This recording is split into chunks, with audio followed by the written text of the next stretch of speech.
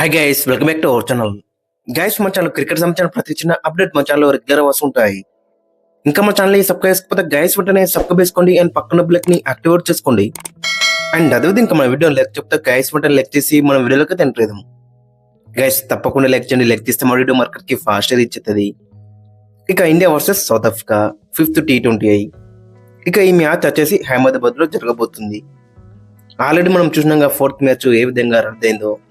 Fog వల్ల రద్దయింది, పొగ మంచు వల్ల.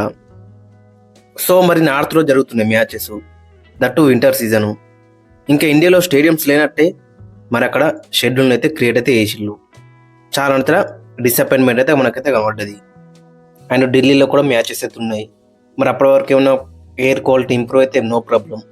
మరి అక్కడ కూడా మెయిన్ ఇంపార్టెంట్ మ్యాచెస్ గిట్ట ఏ విధంగా జరిగితే మాత్రం చాలా అంతా మనకి ఘోరంగా అయితే ఉంటుంది. కాబట్టి మరి ఢిల్లీలో మ్యాచెస్ గిట్ట హైదరాబాద్కి షిఫ్ట్ చేస్తే మరి ఏ విధంగా ఉంటుందో ఖచ్చితంగా కింద కామెంట్స్ అయితే మెన్షన్.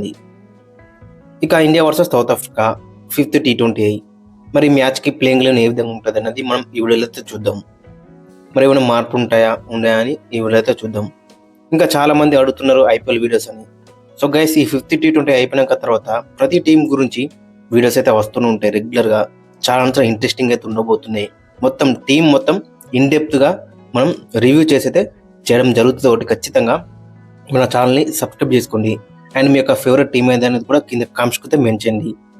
ఇక 5th మ్యాచ్ వచ్చేసి హైదరాబాద్లో జరగబోతుంది. మరి పిచ్ మనకు తెలుసు కదా, అక్కడ చాలా బ్యాటింగ్ ఫ్రెండ్లీ వికెట్ అయితే ఉంటుంది. మరి శుభ్మన్ గిల్ ఇక్కడ మంచి రికార్డ్ అవుతుంది. మరి శుభ్మన్ గిల్ కంటిన్యూ చేస్తారా చేయరా అనేది ఇంట్రెస్టింగ్ కనబడుతుంది. అండ్ మెయిన్గా చూసుకుంటే 4th మ్యాచ్లోనే అతను ఆడాడని రూమర్స్ కూడా వచ్చినాయి. అంటే ఫుట్కేమో ఇంజూర్ అయిందట. సో 4th మ్యాచే ఆడాడని రూమర్స్ అయితే వచ్చినాయి. బట్ ఆ మ్యాచ్ మొత్తమే రద్దయింది. ఇక మరి 5th మ్యాచ్లో ఉండడా అనేది కూడా ఇంట్రెస్టింగ్ కనబడుతుంది. అతను లేకపోతే మొత్తం డైరెక్ట్గా సంజు శాంసన్ అయితే ప్లేయింగ్ లెవెన్లోకి అయితే వస్తాడని చెప్పుకోవచ్చు. ఒకరైతే అతనికి ఇంజూర్ కాకుండా కానీ సంజు శాంసన్కి ఛాన్స్ అయితే బెటర్ అయితే ఉంటుంది. ఎందుకంటే సంజు శాంసన్ క్రియేట్ చేసిన ఓపెనింగ్లో అది వేరే అని చెప్పుకోవచ్చు. రికార్డ్స్ అనేది 3 సెంచర్లు అయితే కొట్టిండు. బ్యాక్ టు బ్యాక్ సెంచర్లు ఉన్నాయి దాంట్లో. సో కాబట్టి సంజు శాంసన్కి ఫస్ట్ ప్రియారిటీ ఇవ్వాల్సింది ఏ కంచెలైనా అని. ఆల్రెడీ శుభ్మన్ గిల్కి 17 మ్యాచెస్ అయితే ఛాన్స్ అయితే ఇచ్చిళ్ళు. దాంట్లో ఒక 50 లేదు. స్ట్రైక్ రేట్ చూసుకుంటే జస్ట్ 140 బిలో మాత్రం ఉంది. అండ్ అదేవిధంగా యావరేజ్ చూసుకుంటే 20+ మాత్రం ఉంది. సో కాబట్టి సంజు శాంసన్ ఈ మ్యాచ్ ఆడితే మాత్రం చాలా బెటర్ అయితే ఉంటుంది in place of Shubman Gill. ఇక మరోవైపు అభిషేక్ శర్మ కూడా కొంచెం డిసప్పాయింట్ చేస్తున్నాడు. ఆస్ట్రేలియాలో ఒక 60 కొట్టిండు. ఇక తర్వాత మొత్తం కూడా స్టార్ట్స్ వస్తున్నాయి, 20s వస్తున్నాయి, 15s 20s వస్తున్నప్పుడు కూడా దాన్ని పెద్ద కింద అయితే కానవచ్చలేకపోతుండు. లాస్ట్ 3rd మ్యాచ్లో కూడా 30+ రన్స్ అయితే స్కోర్ చేసిండు. సో కాబట్టి అభిషేక్ శర్మ దగ్గర నుంచి ఒక బిగ్ ఇన్నింగ్స్ అయితే ఎక్స్పెక్ట్ చేస్తున్నాం, ఒక సెంచరీ అయితే ఎక్స్పెక్ట్ చేస్తున్నాం. మరి ఈ మ్యాచ్లో ఏ విధంగా రాణిస్తున్నారు అనేది ఇంట్రెస్టింగ్గా మనకైతే కనబడుతుంది. ఇక నెంబర్ 3 వచ్చేసి తిలక్ వర్మకి డెసిగ్నేటెడ్ స్లాట్ నెంబర్ 3 అని చెప్పుకోవచ్చు. అది ఫిక్స్ చేస్తే మాత్రం చాలా బెటర్ అయితే ఉంటుంది. 3rd మ్యాచ్లో వచ్చిండు, 25 రన్స్ అయితే స్కోర్ చేసిండు. బట్ అంతకుముందు మ్యాచ్ మనం చూసినాం నెంబర్ 4 వచ్చినప్పుడు కూడా మనోడు ఏ విధంగా రన్ వచ్చింది. సో కాబట్టి Tilak Varma number 3 or number 4 వస్తే బెటర్ అయితే ఉంటుంది. ఫస్ట్ ప్లేట్ వచ్చేసి నెంబర్ 3 అని చెప్పుకోవచ్చు. ఇక నెంబర్ 4 వచ్చేసి సూర్యకుమార్ యాదవ్ దగ్గర నుంచి కూడా ఒక బిగ్ ఇన్నింగ్స్ అయితే ఎక్స్పెక్ట్ చేస్తున్నాం. కెప్టెన్గా ఉన్నాడు, చాలా రోజులు అవుతుంది. మరి అతను 50 స్కోర్ చేసి స్ట్రైక్ రేట్ పడిపోయింది, యావరేజ్ కూడా పడిపోయింది. సో కాబట్టి సూర్యకుమార్ యాదవ్ మరి అహ్మదాబాద్ మ్యాచ్లో మరి ఏ విధంగా రాణిస్తారు అనేది ఇంట్రెస్టింగ్ కనబడుతుంది. ఫోకస్ అంతా ఒకట శుభ్మన్ గిల్ ప్లేయింగ్లో ఉంటే అతని పైన ఉంటుంది, అండ్ సూర్యకుమార్ యాదవ్ పైన ఉంటుంది అని చెప్పుకోవచ్చు. మరి ఇద్దరి మీదే ఫోకస్ అయితే ఉంటుంది. ఏ విధంగా రాణిస్తారు అనేది ఇంట్రెస్టింగ్ కనబడుతుంది. ఇక తర్వాత 5లో చూసుకుంటే హార్దిక్ పాండ్యా ఫస్ట్ మ్యాచ్లో మంచిగా రాణించిండు. ఇక తర్వాత మ్యాచెస్లో బ్యాటింగ్లో డిసప్పాయింట్ చేసినప్పుడు కూడా బౌలింగ్లో మనోడైతే మంచిగా రాణిస్తున్నాడు. లాస్ట్ మ్యాచ్లో కూడా 3rd మ్యాచ్లో మొత్తం అక్కడ 3 ఓవర్లు వేసిండు, ఒక వికెట్ తీసుకున్నాడు. ఇంపార్టెంట్ క్రూషియల్ వికెట్ తీసిండు. ఇక తర్వాత 6లో శివన్ దుబే ఆల్రెడీ ఉంటాడు. బ్యాటింగ్లో ఛాన్స్ దొరికినప్పుడల్లా మంచి నాక్స్ అయితే ఆడుతున్నాడు. అండ్ బౌలింగ్లో కూడా క్రూషియల్ వికెట్ తీస్తున్నాడు. లాస్ట్ మ్యాచ్ కూడా 3 ఓవర్లు వేసిండు, 21 రన్స్ ఇచ్చిండు, ఒక వికెట్ తీసుకున్నాడు. సో కాబట్టి ఇద్దరు ఆల్రౌండర్స్ హార్దిక్ పాండ్యా అండ్ శివన్ దుబే ఇద్దరు దగ్గర నుంచి కూడా బ్యాటింగ్ విత్ బౌలింగ్లో కూడా మనం వికెట్స్ అయితే ఎక్స్పెక్ట్ చేస్తున్నాం. ఇక తర్వాత నెంబర్ 7 వచ్చేసి జితేష్ శర్మ కూడా ఛాన్స్ దొరికినప్పుడల్లా కూడా మంచి నాక్స్ అయితే ఆడుతున్నాడు.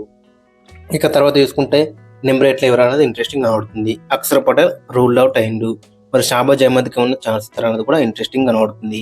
బట్ ఏట్లో ఉన్న తెలిసి అక్కడ హర్షిత్ రాణా వైపు వెళ్ళే ఛాన్స్ అయితే మనకైతే కనబడుతుంది.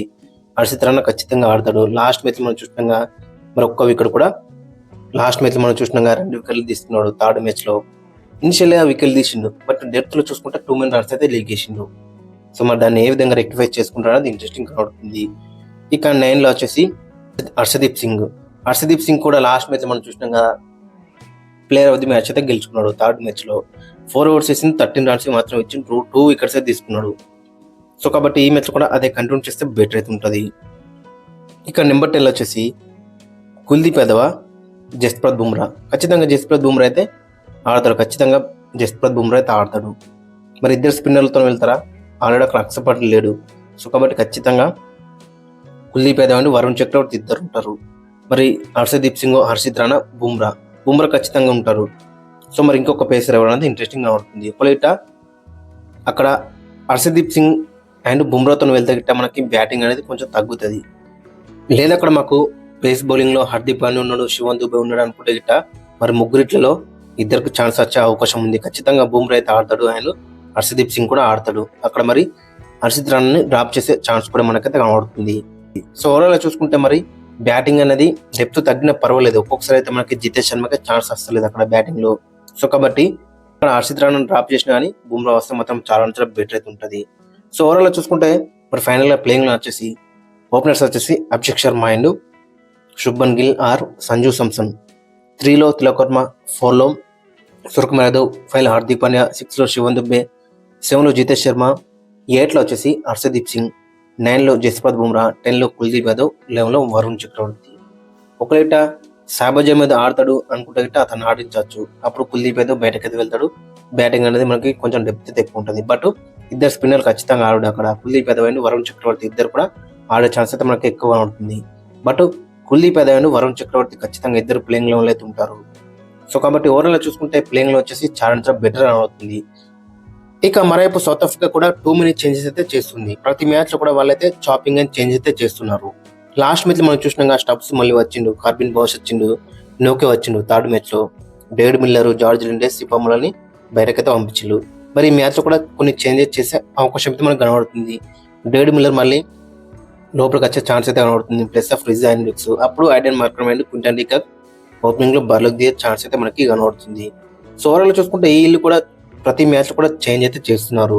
మరి ఈ మ్యాచ్ లో ఏ విధంగా రన్స్ రావడం ఇంట్రెస్టింగ్ కనబడుతుంది. ఓవరాల్ చూసుకుంటే బ్రైవిస్ కానీ స్టబ్స్ కానీ వీళ్ళందరూ కూడా చాలా డిసప్పాయింట్ చేస్తున్నారు. మరి ఈ మ్యాచ్ లో ఏ విధంగా రన్స్ రావడం ఇంట్రెస్టింగ్ కనబడుతుంది. బౌలింగ్ లో చూసుకుంటే బౌలింగ్ లో చాలా బెటర్ రాణిస్తున్నారు. ఎన్సన్ కానీ అక్కడ చూసుకుంటే బాట్మెన్ కానీ వీళ్ళందరూ కూడా చాలా బెటర్ రాణిస్తున్నారు. వీళ్ళకి ప్రాబ్లం ఏంటంటే బ్యాటింగ్ లోనే ప్రాబ్లం అని చెప్పుకోవచ్చు. ఇక ఫైనల్ గా వీళ్ళకి ప్లేయింగ్ లో అక్కడ మనం చూసుకుంటే Aiden Markram, Quinton de Kock opening లో బరిలోకి దిగుతారు. నెంబర్ 3 వచ్చేసి స్టబ్స్, 4 లో బ్రవీస్, 5 లో డేవిడ్ మిల్లర్, 6 లో చూసుకుంటే ధోనిన్ ఫెరెరా, 7 లో కార్బిన్ బాష్, 8 లో మార్క్ హెన్సన్, 9 లో చూసుకుంటే నోకియా, 10 లో లుంగి ఎంగిడి, 11 లో కేశవ్ మహారాజ్ ఆడతారు అనిపిస్తుంది ఈ మ్యాచ్ లో. సో ఓవరాల్ చూసుకుంటే వీళ్ళ ప్లేయింగ్ లైన్ కూడా చాలా బెటర్ అవుతుంది. మరి ఏ విధంగా రాణిస్తున్నారు ఇంట్రెస్టింగ్ గా ఉంటుంది. గైస్ మరి మీ యొక్క ఒపీనియన్ అయితే కింద కామెంట్స్ అయితే మెన్షన్ చేయండి. అండ్ మీ యొక్క ప్లేయింగ్ లైన్ కూడా కింద కామెంట్స్ అయితే మెన్షన్ చేయండి. మెయిన్ గా చూసుకుంటే శుభ్మన్ గిల్ కి ఒక్కరికి ఆడితే అండ్ సూర్యకుమార్ యాదవ్ అయితే ఈ మ్యాచ్ అయితే చాలా ఇంపార్టెంట్ అని చెప్పుకోవచ్చు. గైస్ మరి మీరేమనుకున్నారో ఖచ్చితంగా కింద కామెంట్స్ అయితే మెన్షన్ చేయండి.